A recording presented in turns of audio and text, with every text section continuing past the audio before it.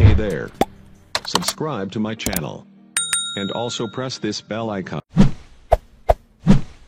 Bismillahirrahmanirrahim. Bismillahirrahmanirrahim. Assalamualaikum warahmatullahi wabarakatuh. Alhamdulillahi rabbil alamin. Assalatu wassalamu ala asrafil anbiya'i wal mursalin wa ala alihi wa sahbihi rasulillahi ajmain. Rabbi shrah li sadri wa yassir li amri wahlul 'uqdatam min lisani yafqahu qawli. Alhamdulillah, puji syukur kita ucapkan kehadirat Allah Subhanahu wa taala. Sampai hari ini Allah masih memberikan kesehatan kepada kita semua. Salawat dan salam kepada Nabi Allah Muhammad sallallahu alaihi wasallam. Allahumma shalli ala Muhammad wa ala ali Muhammad. Saudara sekalian, pada kesempatan kali ini kita akan mencoba memberikan jawaban terhadap pertanyaan yang disampaikan oleh seorang pendeta yang cukup tersohor dan terkenal di Indonesia ini, yang cukup besar, yakni Pendeta Ezra Soru, Pendeta Alfred Ezra Soru, ya, yang dia mempertanyakan tentang Alkitab sendiri, saudara. Tentang ini dia mempertanyakan kalau umat Islam mengatakan ini palsu, terus dia mempertanyakan tentang, dia minta bukti, ya, minta bukti siapa yang memalsukan. Ada 6 pertanyaan yang dia sampaikan. Siapa yang memalsukan, kapan dipalsukan, apalagi itu ya, di mana dipalsukan, siapa saksi yang memalsukan, terus apa lagi, mana bukti-buktinya yang ada. Terus ada lagi pertanyaannya itu mana yang aslinya, begitu ya, mana yang asli kalau memang ini palsu. Untuk sejauh ini kita luruskan dulu pertanyaannya itu. Bukan palsu. Kalau di dalam Al-Quran itu dinyatakan bahwasanya apa yang terdapat di dalam ini sudah banyak tulisan manusia, terkontaminasi dengan tulisan-tulisan dan pola pemikiran manusia. Artinya banyak ayat-ayat yang tidak, ayatnya ada yang palsu, tapi tidak ini utuh 100% palsunya. Ada beberapa ayat yang palsu, yang memang itu bukan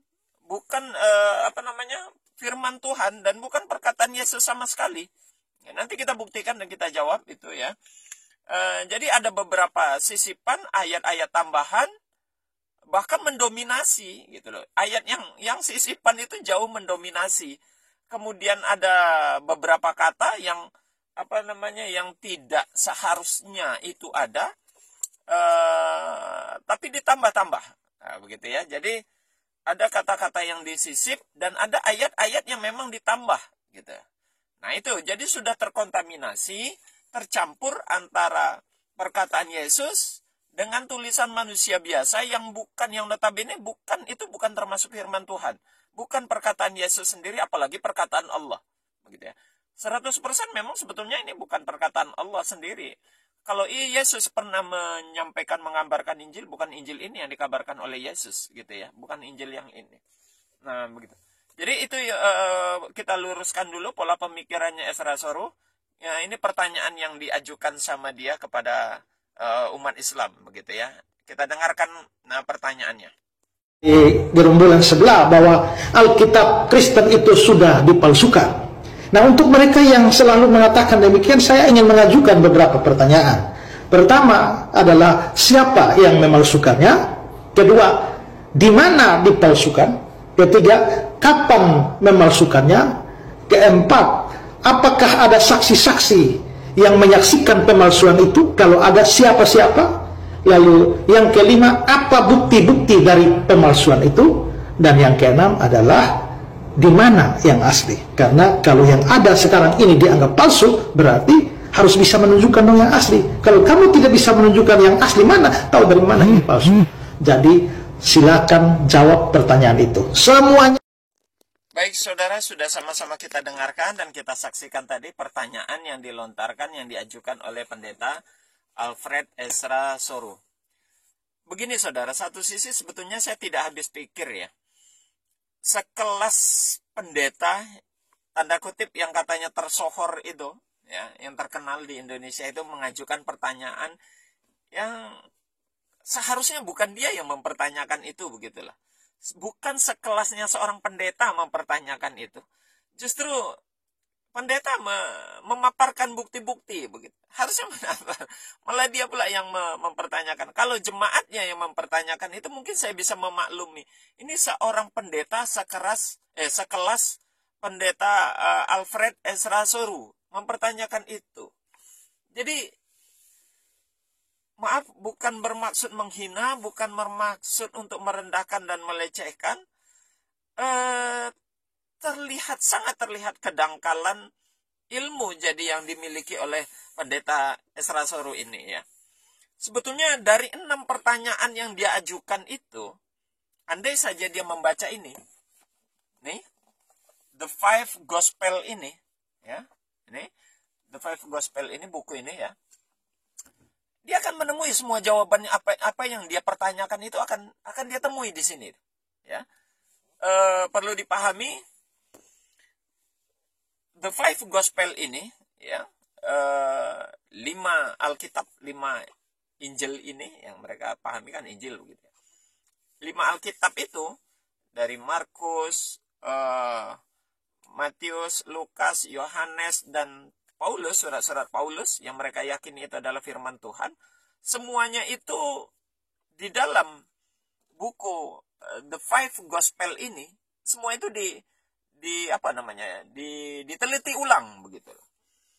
The Five Gospel ini hasil karya, hasil research yang dilakukan oleh 76 pakar Alkitab di benua Eropa dan Amerika. Jadi 76 pakar Alkitab di benua Eropa dan di benua Amerika, mereka melakukan research selama kurang lebih 6 tahun. Jadi penelitian yang dilakukan itu, saudara, tidak tanggung-tanggung, 6 tahun.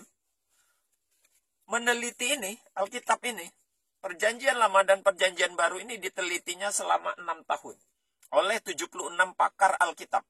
Ingat ya, dari 76 orang itu, tidak satu pun ada yang beragama Islam. Artinya, itu murni 100% dari umat Kristiani sendiri, begitu ya, yang memiliki kualifikasi kemampuan dalam pemahaman di bidangnya masing-masing. Jadi berbagai macam, ada yang doktor, ada yang profesor, ada sebagai ilmuwan, ada sebagai pakar Alkitab, ada juga di antaranya itu dosen, ya, dosen-dosen perguruan tinggi ternama. Kemudian ada juga di situ memang seorang pendeta dan pastor, macam-macam. Dari jenis jenjang keilmuan yang berbeda-beda, yang mereka pada intinya, mereka adalah para peneliti Alkitab. Sehingga menghasilkanlah ini, The Five Gospel. Ya. Nah, saya tidak mungkin akan menjelaskan buku ini yang setebal ini.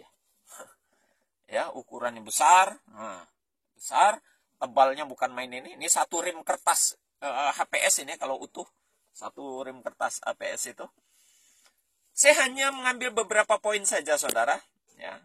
Di dalam The Five Gospel ini dijelaskan bahwa di halaman 19, bunyinya pernyataan di dalam The Five Gospel ini, di halaman 19 itu katakan begini, 82%, sekali lagi, 82% kata-kata yang dianggap berasal dari Yesus dalam Injil itu, dari sini, yang dianggap perkataan Yesus, ternyata 82% sesungguhnya dia tidak mengucapkannya.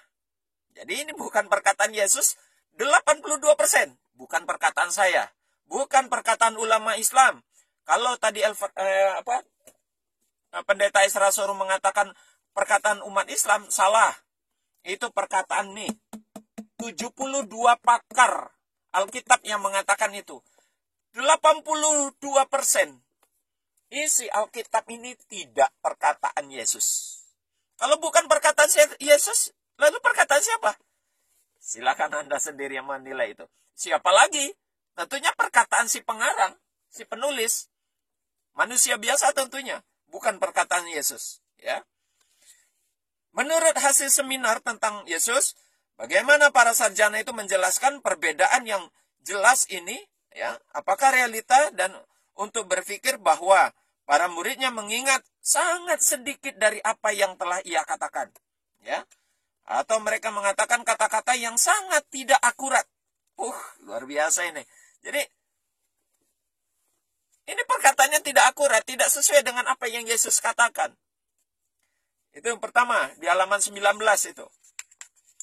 Kita beralih di halaman 21. Di halaman 21 dikatakan begini, di dalam The Five Gospel ini dinyatakan, salinan Injil yang bertahan itu paling tua, itu tertanggal sekitar 175 tahun setelah kematian Yesus. Saya ulangi. Salinan Injil yang bertahan yang paling tua, itu setelah diteliti, menurut mereka ini, itu usianya tertanggal sekitar 175 tahun setelah Yesus tidak ada. Jadi, jarak 175 tahun, itu kan hampir 2 abad. 2 abad lamanya. Hampir 2 abad, hampir 200 tahun, bahwasanya baru ditulis itu oleh para penulis itu. Tidak ada satu salinan pun dari 2 salinan. Dan tidak ada dari 2 salinan yang sama persis isinya. Bayangkan saudara, kalau dari sekian banyak salinan-salinan yang ada, ternyata nggak usah sekian semuanya, itu tidak usah semuanya. Ternyata dari 2 salinan saja, ternyata tidak sama persis. Itu artinya apa? Itu artinya adalah bahwa isinya itu sudah berbeda, sudah dirubah antara satu catatan dengan catatan-catatan berikutnya. Sudah berubah. Sekali lagi, bukan pernyataan dari umat Islam. Ini pernyataan The Five Gospel yang merupakan hasil research dari 76 pakar Alkitab dari umat kekristenan sendiri atau umat Kristen. Kita lanjut. Dan manuskrip buatan tangan hasil selalu dikoreksi. Manuskrip tua itu yang nanti menjadi seperti ini, ternyata itu sudah selalu dikoreksi. Artinya apa? Kalau dikoreksi tentu sudah banyak perubahan, sudah banyak kesalahan, sudah banyak kekeliruan, tambal sulam. Itu pernyataannya begitu. Jadi bukan umat Islam yang mengatakan itu ya. Ini The Five Gospel. Sering oleh lebih dari 1 tangan ya. Nah, dinyatakan sering lebih dari 1 tangan itu yang berubah-ubah itu. Jadi kalau Budi tanya siapa pelakunya, silakan cari sendiri, tanya sendiri sama yang mengobok-obok, yang mengoreksi, dan yang menukar-nukar, dan yang mengganti-ganti isi Alkitab itu sendiri, gitu loh. Nah, jadi itu sudah sudah terkontaminasi dari awal, ya. Makanya Pendeta Isra Soru saya sarankan Anda banyak-banyak belajar lagi lah, ini saya suruh baca inilah. Kalau mau mendapatkan jawaban itu baca ini, ya. Di sini jelas tertulis. Kemudian di halaman 23 dikatakan begini. Sebelum penemuan mesin cetak pada tahun 1454, semua salinan buku termasuk buku Alkitab adalah buatan tangan. Dan sebagai konsekuensinya, karena dia tulisan tangan, maka konsekuensinya tidak ada 2 salinan yang sama isinya. Berbeda semua. Itu hasil penelitian dari pakar Alkitab 76 orang ini. Ya. Jadi, di dalam barisan ini, di halaman 23 ini juga dikatakan, naskah yang diterima berdasarkan pada sedikit naskah terakhir dan berisi bacaan spekulasi. Jadi tulisan-tulisan itu hanya sifatnya spekulasi. Spekulasi itu kan sesuatu yang tidak ada teorinya, tidak ada dasarnya, tidak ada referensinya, tidak ada rujukannya, lalu dia paksakan itu tulis untuk isi Alkitab ini. Dia paksakan. Hanya dugaan saja berarti. Hanya tebakan, hanya spekulasi saja, coba-coba. Kalau beruntung Oke lah, kalau tidak ya salah, begitu loh. Jadi bukan berdasarkan firman Tuhan. Kalau dinyatakan itu berdasarkan ilham Roh Kudus, tidak benar. Five Gospel mengatakan tidak benar, itu dicatat berdasarkan spekulasi. Ya, hanya berdasarkan spekulasi.